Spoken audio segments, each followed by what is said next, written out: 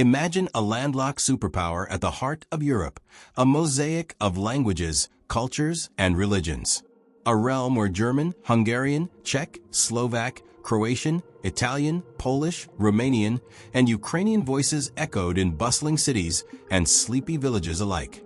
This was the Austro-Hungarian Empire, a political giant of the late 19th and early 20th centuries. But its story didn't begin with the 1867 compromise that gave it its famous name. No, its roots stretch back centuries, through dynastic ambition, wars, marriages, and revolutions. To understand how this dual monarchy came to be, we must first step back to the age when Austria was not yet an empire. Hungary was a separate kingdom, and Europe was in constant political flux. The Habsburg rise to power. The origins of the Austro-Hungarian Empire are inseparable from the rise of the House of Hapsburg. The Habsburgs began as a relatively minor noble family in what is now Switzerland in the late medieval period. Through strategic marriages, famously summarized by the phrase, "Let others wage war. You, happy Austria, marry," the Habsburgs accumulated vast territories without constant warfare. By the 15th century, the Habsburgs had gained control over the Duchy of Austria, turning Vienna into their power center. This control expanded in 1526, a pivotal year in the story, when the Habsburg ruler Ferdinand I married Anna of Bohemia and Hungary. This marriage proved fateful. After the catastrophic Battle of Mohacs that same year, in which the Hungarian army was crushed by the Ottoman Turks, the crowns of Bohemia and Hungary fell into Habsburg hands. From this point forward, Austria and Hungary were tied together under a single monarch, even though they maintained distinct political institutions. This was the first real connection between the two halves of what would eventually become the Austro-Hungarian Empire. Hungary under Habsburg rule. The union of crowns did not mean a smooth partnership. For much of the 16th and 17th centuries, Hungary was divided into three parts. Royal Hungary under Habsburg control in the west, Ottoman Hungary in the Central Plains, ruled by the Turks, the Principality of Transylvania, which acted as a semi-independent buffer state but often leaned toward the Ottoman sphere. For Hungarians, the Habsburgs were both protectors against the Ottomans and rulers who frequently ignored their constitutional rights. This tension would simmer for centuries. The Holy Roman Empire and Austrian power. While Hungary fought to maintain its autonomy, Austria was deeply involved in the politics of the Holy Roman Empire, a sprawling, loosely organized political entity in Central Europe. The Habsburgs held the imperial crown almost continuously from 1438 until the empire's dissolution in 1806. The Habsburg Austrian lands grew to include not only Austria proper, but also Bohemia, parts of Italy, and territories in modern-day Belgium, the Netherlands, and Croatia. Vienna emerged as a cultural and political capital. However, this expansion brought the Habsburgs into repeated conflict with other European powers, Spain, France, Prussia, and the Ottomans. Maintaining control over such a diverse empire was a constant balancing act. The Ottoman threat and the Great Turkish War. The Ottomans remained the Habsburgs' main rival for dominance in Central and Eastern Europe. The long-standing conflict reached a dramatic point in 1683, when Ottoman forces laid siege to Vienna. The city's salvation, thanks to a coalition of forces led by the Polish King John III Sobieski, marked a turning point. Following this, the Great Turkish War, 1683 to 1699, saw the Habsburgs push the Ottomans back, reclaiming much of Hungary. The Treaty of Karlowitz in 1699 solidified Habsburg control over most of Hungarian territory. For the first time in over 150 years, Hungary was largely free from Ottoman domination, but firmly under Habsburg rule, reforms, and Enlightenment influence. By the 18th century, the Habsburg monarchy was firmly established as a major European power. Rulers like Maria Theresa, 1740 to 1780, and her son Joseph II attempted sweeping reforms to modernize administration, standardize laws, and improve education. Maria Theresa strengthened the central government and introduced compulsory education. Joseph II, an enlightened despot, sought to promote religious tolerance, abolish serfdom, and streamline administration. However, many of his reforms met fierce resistance, especially in Hungary, where nobles resisted centralized control and defended their privileges. Napoleonic Wars and the birth of the Austrian Empire. The rise of Napoleon Bonaparte shook Europe. In 1804, anticipating the collapse of the Holy Roman Empire under French pressure, Emperor Francis II declared himself Francis I, Emperor of Austria, creating the Austrian Empire as a separate political entity. 2 years later, in 1806, the Holy Roman Empire was formally dissolved. Austria fought Napoleon in multiple coalitions but suffered repeated defeats, most notably at Austerlitz, 1805, and Wagram, 1809. Despite these setbacks, Austria remained a key player in the coalition that finally defeated Napoleon in 1815. The Congress of Vienna and a new European order. The Congress of Vienna, 1814 to 1815, reshaped Europe after Napoleon's fall. Austria, represented by the skilled diplomat Prince Clemens von Metternich, emerged as a central pillar of the new conservative order. The Austrian Empire gained control over Lombardy-Venetia in northern Italy and reasserted influence in Central Europe. Metternich's Austria became synonymous with reactionary politics, seeking to suppress nationalist and liberal movements across Europe. The multi-ethnic nature of the empire made Austrian rulers particularly wary of any ideology that could inspire its many ethnic groups to demand independence. Revolutions of 1848. By the mid-19th century, the forces of nationalism and liberalism were growing too strong to contain. In 1848, revolutionary waves swept across Europe, and the Austrian Empire was no exception. The revolts began in Vienna and quickly spread to Hungary, Bohemia, and Italy. In Hungary, Lajos Kossuth led a push for full independence, sparking a war with the Habsburgs. Initially, Hungarian forces made significant gains, but Austria, with the help of Russian troops sent by Tsar Nicholas I, crushed the rebellion in 1849. The revolutions of 1848 revealed the deep divisions within the empire and the inability of the Habsburg monarchy to ignore nationalist aspirations forever. Still, for the moment, the Habsburgs maintained control. Prelude to the Ausgleich Compromise. The years following 1848 were marked by attempts to re-centralize power, but defeats in foreign policy weakened Austria. The most humiliating blow came in 1859, when Austria lost the Second Italian War of Independence to France and the Kingdom of Sardinia, losing Lombardy. Then, in 1866, Austria suffered another major defeat at the hands of Prussia in the Austro-Prussian War. This war ended Austria's role as leader of the German states. With its prestige diminished and its military weakened, Austria needed to find a way to stabilize its empire internally. In Hungary, demands for autonomy grew louder. The solution would come in 1867 with the Ausgleich or Compromise, creating the Austro-Hungarian Empire, the dual monarchy that would dominate Central Europe until World War I. 1867 to 1879, birth of the dual monarchy and early challenges. The crushing defeat in the Austro-Prussian War of 1866 was more than just a military loss. It was a blow to Austria's pride, its influence, and its identity. For centuries, the Habsburgs had been the natural leaders of the German-speaking world, but now Prussia had seized that role. With the North German Confederation forming under Prussian dominance, Austria found itself excluded from German politics entirely. For Emperor Franz Joseph I, the priority shifted from dominating Germany to preserving what remained of the empire. And that meant dealing with Hungary. For over a decade, Hungary had been a restless, defiant part of the Austrian Empire. The crushed revolution of 1848 to 1849 had left scars on both sides. Hungarian nationalists saw Vienna as an oppressive ruler. Vienna saw Hungary as a potentially dangerous hotbed of rebellion. But in 1867, with Austria weakened abroad and under pressure at home, the emperor recognized that something had to give. The Ausgleich, a delicate compromise.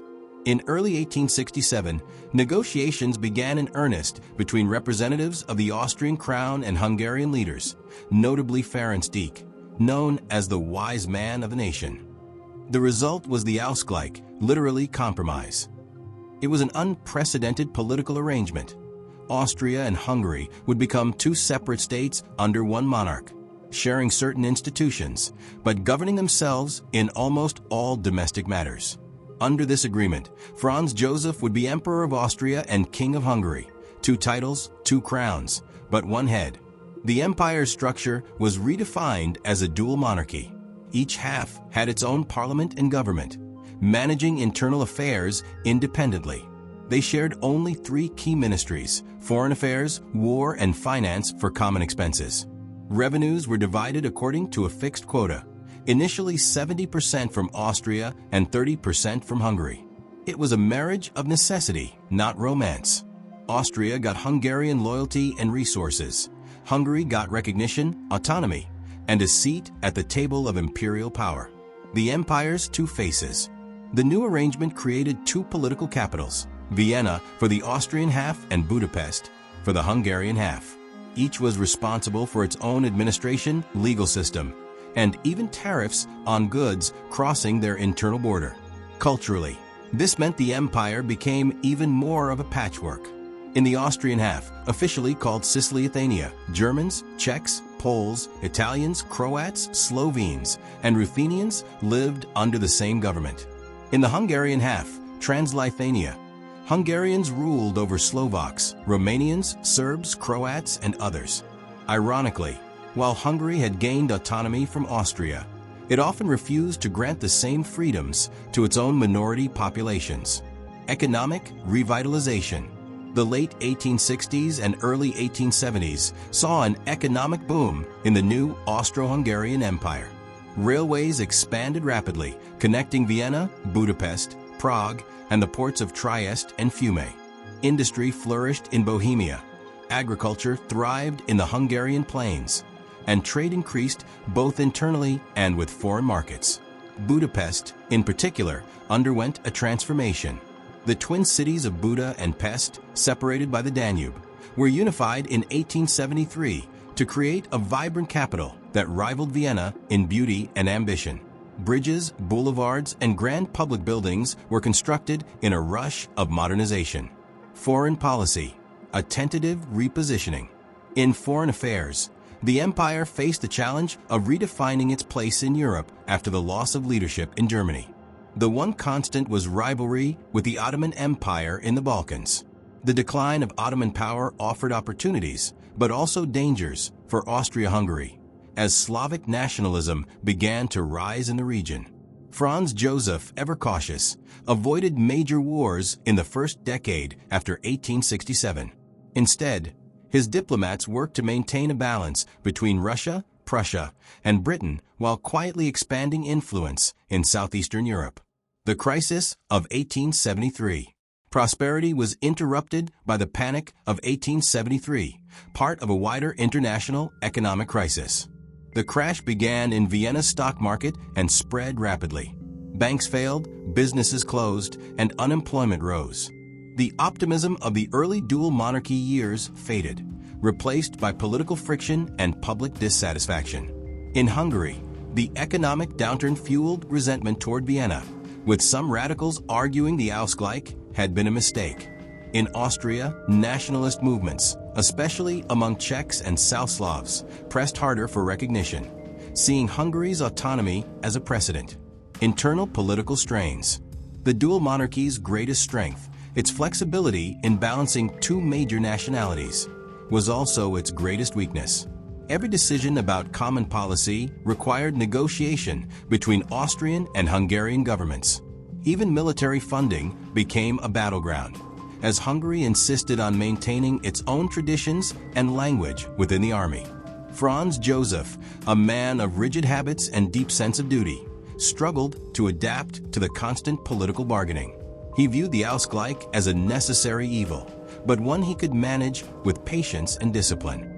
Yet even he could not ignore the growing nationalist pressures from other parts of the empire. The road toward the Balkans. By the mid-1870s, events in the Balkans began to pull Austria-Hungary back toward an active foreign policy. Uprisings in Bosnia and Herzegovina against Ottoman rule caught the attention of both Russia and Austria-Hungary. In St. Petersburg, pan-Slavic sentiment pushed the Russian government toward intervention. In Vienna, there was a fear that Russian dominance in the Balkans would threaten Austria-Hungary's southern frontier. The empire now faced a choice: remain passive and risk losing influence, or take calculated action to secure a role in the inevitable reshaping of southeastern Europe. That choice would soon come in the form of the Eastern Crisis and the Russo-Turkish War. The first decade of the dual monarchy had been one of fragile balance. Economic growth tempered by political strain, modernization shadowed by nationalism, and peace maintained through caution. But as the 1870s drew to a close, the empire stood on the edge of a new and volatile chapter, one that would push it into the heart of Balkan politics and test the limits of its dual structure. 1878 to 1890, into the Balkans and the strains of empire. The uprisings in Bosnia and Herzegovina during the mid-1870s were the spark that set the Balkans ablaze. The Ottoman Empire, long called the sick man of Europe, was struggling to maintain control over its diverse provinces, and local revolts were becoming more frequent and more violent. For Austria-Hungary, these disturbances were both a threat and an opportunity. A threat because instability on its southern frontier could spill over into its own Slavic provinces. An opportunity because weakening Ottoman control opened the door for Vienna to expand its influence in the region. The Russo-Turkish War and Austria-Hungary's caution. In 1877, Russia went to war with the Ottomans, framing the conflict as a mission to liberate fellow Slavs from Turkish rule. Russian troops swept through Bulgaria, defeating Ottoman armies and threatening to establish a large, Russian-friendly Slavic state in the Balkans. For Austria-Hungary, this was unacceptable. A powerful, united Slavic kingdom under Russian patronage would inspire nationalist dreams among the empire's own Slavs, from Croats to Czechs. Yet Franz Joseph had no desire to go to war with Russia. The empire's military strength had improved since the 1860s, but its political unity was fragile. Instead, Austria-Hungary chose a diplomatic route, maneuvering to secure its own gains once the fighting stopped. The Congress of Berlin, 1878. The decisive moment came with the Congress of Berlin in 1878, hosted by German Chancellor Otto von Bismarck. The great powers of Europe gathered to redraw the map of the Balkans after Russia's victory. Austria-Hungary emerged with a significant prize: the right to occupy and administer Bosnia and Herzegovina, provinces still formally part of the Ottoman Empire, but now under Viennese control. This move was strategic. Bosnia and Herzegovina lay directly south of Croatia and Dalmatia, offering a bulwark against Serbian expansion and Russian influence. It also signaled Austria-Hungary's return to active territorial expansion, albeit under the guise of maintaining order. The Bosnian occupation, taking control of Bosnia, was far from smooth. Resistance from local Muslims, Orthodox Serbs, and rural peasants turned the occupation into a costly military operation. The rugged terrain and hostile population meant Austrian troops faced ambushes, riots, and small-scale uprisings. By the end of 1878, the territory was under firm control, but pacification would take years. In Vienna and Budapest, reactions to the new acquisition were mixed. Austrian officials saw Bosnia as a valuable addition to the empire's southern frontier. Hungarian politicians, however, feared it would strengthen the Slavic element within the monarchy, potentially undermining Magyar dominance in their half of the empire. Shifting alliances. The dual alliance of 1879. Bosnia wasn't the only outcome of the Berlin Congress. Austria-Hungary's careful diplomacy during the Russo-Turkish War had strained relations with Russia, which now viewed Vienna as an obstacle to Slavic unity. To protect itself, Austria-Hungary turned toward its former rival, Germany. In 1879, the dual alliance was signed between Austria-Hungary and the newly unified German Empire. The pact committed both powers to mutual defense if attacked by Russia, and to neutrality if either was attacked by another power. This marked a fundamental shift in Austrian foreign policy. The empire would now anchor itself to Berlin in the face of Russian ambitions. Balkan diplomacy and rising tensions. The late 1870s and early 1880s saw Austria-Hungary deepen its involvement in Balkan affairs. relations with Serbia became increasingly tense. The small kingdom, buoyed by Russian support, aspired to unite South Slavs under its leadership, an ambition directly opposed to Vienna's goals. To counter this, Austria-Hungary used both diplomacy and economic pressure. In some cases, it promoted trade ties with Balkan states. In others, it blocked Serbia's expansion by supporting rival neighbors like Bulgaria or Romania. But the more Austria-Hungary maneuvered in the region, the more it became entangled in the complex web of Balkan rivalries. Internal pressures, nationalism at home. While foreign policy kept Vienna busy, internal politics remained a constant challenge. The empire's multinational composition, Germans, Hungarians, Czechs, Poles, Croats, Serbs, Romanians, Slovaks, Slovenes, Italians, and more, made governance a delicate balancing act. The Ausgleich of 1867 had satisfied Hungarians, but it had left other groups feeling marginalized. In the Austrian half of the empire, Czechs and Bohemia pushed for the same autonomy Hungary enjoyed. Poles and Galicia wanted greater control over their local affairs. In the Hungarian half, Slovaks, Romanians, and Croats chafed under Magyar dominance, which included policies of forced majorization, promoting the Hungarian language and culture at the expense of minority identities. This rising nationalism at home was mirrored by the nationalist currents sweeping the Balkans, creating a dangerous feedback loop. Events abroad emboldened minorities at home, and domestic unrest shaped foreign policy decisions. Economic developments. Despite political tensions, the empire's economy continued to modernize during the 1880s. Railways extended deeper into the Balkans, integrating Bosnia more closely with the imperial economy. Industrial centers in Bohemia, Austria, and Hungary expanded, while Budapest emerged as a hub for finance and manufacturing. Agriculture remained the backbone of much of the empire, especially in Hungary, but industrial growth was creating an urban working class, one that would eventually become politically active in its own right. Franz Joseph's steady hand. Through these years, Emperor Franz Joseph remained the linchpin holding the empire together. Reserved, dutiful, and unshakably committed to the monarchy, he symbolized continuity in a rapidly changing Europe. His personal life, however, was marked by tragedy, none more devastating than the assassination of his beloved wife, Empress Elizabeth Sisi, in 1898. But that was still 2 decades away. For now, Franz Joseph's authority was secure, even if his realm was not. By the close of the 1880s, Austria-Hungary was a power once again active on the European stage, bound closely to Germany and deeply involved in the Balkan question. Yet beneath this image of stability, the empire was quietly accumulating the tensions, ethnic, political, and diplomatic, that would one day threaten to tear it apart. 1890 to 1908, nationalism's advance and the Bosnian gamble. By the 1890s, the Austro-Hungarian Empire was an aging giant in a restless Europe. Industrial powerhouses like Germany and Britain were racing ahead. The United States was emerging as a new economic force, and nationalist movements were eroding the old order across the continent.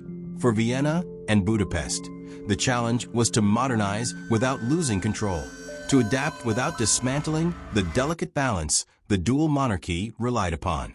A shifting diplomatic landscape. Austria-Hungary's alliance with Germany remained the cornerstone of its foreign policy, but the international scene was shifting. The 1882 addition of Italy to the Triple Alliance seemed to strengthen Vienna's position, yet relations with Rome were complicated. Italy still coveted territories along the Adriatic coast, lands under Austrian control, but claimed as part of the dream of a united Italy. In the Balkans, meanwhile, Austria-Hungary's rivalry with Russia deepened. Russian backing of Serbia, and to a lesser extent Montenegro, was now an open challenge to Vienna's ambitions in the region. The two empires maintained a veneer of diplomacy, but the mistrust ran deep. Nationalism at home, a persistent thorn. Domestically, nationalism was becoming a more urgent problem. In the Austrian half of the empire, the Czechs of Bohemia were pressing ever harder for an arrangement similar to Hungary's autonomy. The Poles in Galicia were relatively loyal, but pursued their own cultural revival. In the south, Slovenes, Croats, and Serbs resented being politically overshadowed by Germans in Vienna and Hungarians in Budapest. The Hungarian half faced even sharper tensions. The policy of majorization, promoting the Hungarian language and culture in education, administration, and public life, alienated non-Hungarian populations. Slovaks, Romanians in Transylvania, and Serbs in Vojvodina saw their languages restricted in schools and official business. This heavy-handed approach preserved Magyar dominance, but sowed long-term resentment, economic growth, and uneven development. The turn of the century brought both prosperity and disparity. Industrial expansion surged in Vienna, Budapest, Prague, and other urban centers, while agricultural regions, especially in the Hungarian plains and parts of Galicia, remained economically stagnant. Railways, telegraphs, and electric lighting transformed city life, but rural areas often lagged decades behind. Budapest, in particular, was transformed into a modern European capital, with grand boulevards, the iconic parliament building along the Danube, and a bustling commercial district. Vienna remained the cultural heart of the empire, drawing artists, composers, and intellectuals from across Europe. Yet the very modernization that enriched the cities also fed new social tensions. An industrial working class was growing more vocal in its demands, and socialist movements were beginning to take root, another challenge to the conservative monarchy. The Balkan powder keg. By the early 1900s, the Balkans had become Europe's most volatile region. The Ottoman Empire's slow retreat created a vacuum into which Austria-Hungary and Russia stepped, each backing rival states and causes. Serbia, emboldened by Russian support, was openly advocating the unification of all South Slavs, including those inside Austria-Hungary's borders. Vienna watched these developments with increasing alarm. To the empire's leadership, Serbia was not merely an ambitious small state, but a dangerous ideological threat. If the dream of a greater Serbia caught on among Croats, Slovenes, and Bosnian Serbs within the empire, it could unravel the entire southern frontier. The young emperor in waiting, Archduke Franz Ferdinand. In the background of politics and diplomacy, a new figure was emerging in the imperial family, Archduke Franz Ferdinand, nephew of Emperor Franz Joseph and heir presumptive to the throne after the suicide of the emperor's only son, Crown Prince Rudolf, in 1889. Franz Ferdinand was known for his strong opinions and reformist ideas. He distrusted Hungarian political leaders and toyed with the notion of restructuring the empire into a trialist system, giving the South Slavs a co-equal status alongside Austria and Hungary. While this idea was never implemented in his lifetime, it marked him as a potential agent of change and a potential enemy to entrenched Hungarian interests. The Bosnian question. Bosnia and Herzegovina, occupied since 1878, remained officially under Ottoman sovereignty, but was administered entirely by Austria-Hungary. This ambiguous status suited Vienna for a time. It allowed control without provoking a full diplomatic crisis. But by the early 20th century, imperial planners believed formal annexation was inevitable. The timing had to be right. An annexation would anger Serbia, infuriate Russia, and alarm other European powers, unless handled with delicate diplomacy. Still, there were compelling reasons. Securing Bosnia would close the gap in the empire's southern frontier. It would send a message to Serbia that Vienna, not Belgrade, was the dominant force in the region. It could be presented as a step toward modernization and development of the provinces. Annexation of Bosnia and Herzegovina, 1908. The moment came in 1908, amid a global climate of shifting alliances. The Young Turk Revolution had broken out in the Ottoman Empire, threatening to bring new energy and reforms to Constantinople's government. Vienna feared this might lead the Ottomans to reassert direct control over Bosnia, a move Austria-Hungary could not allow. On October 6, 1908, Austria-Hungary formally annexed Bosnia and Herzegovina. The announcement sent shockwaves across Europe. Serbia erupted in outrage, calling the move a theft of Slavic land. Russia protested, but weakened by its defeat in the Russo-Japanese War, 1904–1905, and internal unrest, was in no position to challenge Austria-Hungary militarily. The crisis brought Europe to the brink of war, but German support for Austria-Hungary forced Russia to back down. In the short term, Vienna appeared to have won. Bosnia was now firmly part of the empire. In the long term, however, the annexation deepened Serbia's hatred and locked Austria-Hungary and Russia into a path of escalating hostility. The empire had strengthened its strategic position, but at a cost. Relations with Serbia were now irreparably poisoned, and nationalist passions in the Balkans were burning hotter than ever. The annexation crisis had revealed the fragility of Europe's peace, and the role Austria-Hungary was willing to play in testing it. Ahead lay a decade that would see diplomatic maneuvering, arms buildups, and the slow march toward a confrontation that would shake the world. The early signs of collapse. As 1929 rolled into September, the market's feverish climb began to falter. The first cracks were subtle, barely noticed by those still drunk on the euphoria of rising prices. A few leading stocks began to stall.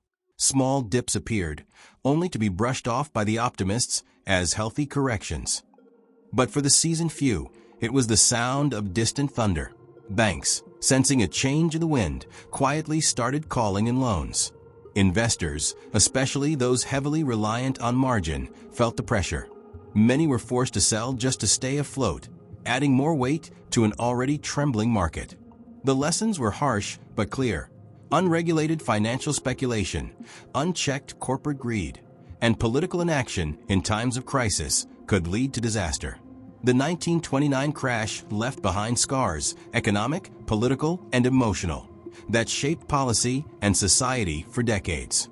It was more than just a financial collapse. It was a reminder that prosperity can vanish in an instant, and that stability is something a nation must fight to protect. The crash's long-term legacy. The Wall Street crash of 1929 was not just a financial catastrophe. It became a defining event in American and global history. Its impact stretched far beyond the immediate years of the Great Depression. The crash permanently altered how governments viewed the economy. Before 1929, the idea of laissez-faire, letting markets regulate themselves, was widely accepted in the United States. But after the devastation, it became clear that without oversight, speculation and greed could spiral out of control. This realization fueled major reforms in the 1930s, including the Securities Act of 1933 and the Securities Exchange Act of 1934, which established the Securities and Exchange Commission, SEC, to monitor and regulate the markets. On a global scale, the crash weakened confidence in capitalism at a critical time. Many nations, already dealing with economic instability, turned inward, raising tariffs and limiting trade. This protectionist wave deepened the depression worldwide and, in some cases, contributed to political instability, creating fertile ground for extremist ideologies to take root in Europe and beyond. In America, the New Deal programs of Franklin D. Roosevelt sought to rebuild public trust in banks, provide jobs, and stimulate the economy. While these measures did not end the Great Depression on their own, they transformed the relationship between the government and the people, laying the groundwork for modern economic policy. Culturally, the crash left an indelible mark. The image of desperate men selling apples on street corners, of bankers leaping to their deaths, and of endless breadlines became etched into the collective memory. For decades afterward, those who lived through it carried an almost instinctive caution about debt, speculation, and economic risk. Perhaps the greatest legacy of the 1929 crash is its lesson, a sobering reminder that economic booms can breed dangerous overconfidence, and that unchecked speculation can destroy fortunes overnight. In the decades since, financial crises have continued to test this lesson, but 1929 stands as the starkest warning in modern history. Legacy and lasting impact. The crash of 1929 was not just a financial disaster. It was a turning point in history. It shattered the unshakable faith Americans had in the stock market and exposed the dangers of unchecked speculation. The Great Depression that followed reshaped economies, politics, and even cultures around the world. Governments learned bitter lessons about regulation, transparency, and the need for safety nets. The Securities and Exchange Commission, SEC, was created to oversee markets, and reforms like the Glass-Steagall Act sought to prevent the same catastrophe from happening again.